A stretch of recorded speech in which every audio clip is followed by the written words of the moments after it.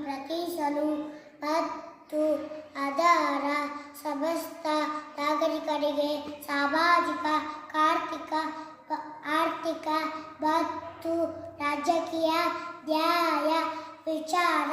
ಅಭಿವ್ಯಕ್ತಿ ವಿಶ್ವಾಸ ಧರ್ಮಶ್ರದ್ಧೆ ಹಾಗೂ ಅವಕಾಶ ಸಮಾನತೆ ದೊರೆಯುವಂತೆ ಮಾಡಲು ವ್ಯಕ್ತಿ ಗೌರವವನ್ನು ರಾಷ್ಟ್ರದ ಏಕತೆಯನ್ನು ಹಾಗೂ ಅಖಂಡತೆಯನ್ನು ಸುಸ್ಥಿರಗೊಳಿಸಿ ಅವರಲ್ಲಿ ರಾಷ್ಟ್ರಭಾವನೆಯನ್ನು ವೃದ್ಧಿಗೊಳಿಸಲು ಶ್ರದ್ಧಾಪೂರ್ವಕ ಸಂಕಲ್ಪ ಮಾಡಿದವರಾಗಿ ನಮ್ಮ ಸಂವಿಧಾನ ಸಭೆಯಲ್ಲಿ 1949 ಇಸವಿಯ ನವೆಂಬರ್ ತಿಂಗಳ 26ನೇ ತಾರೀಖಾದ ಈ ದಿವಸ ಈ ಮೂಲಕ ಈ ಸಂವಿಧಾನವನ್ನು ಅಂಗೀಕರಿಸಿ ಅಧಿನಿಯಮಿಸಿ ಅರ್ಪಿಸಿಕೊಂಡಿದ್ದೇವೆ.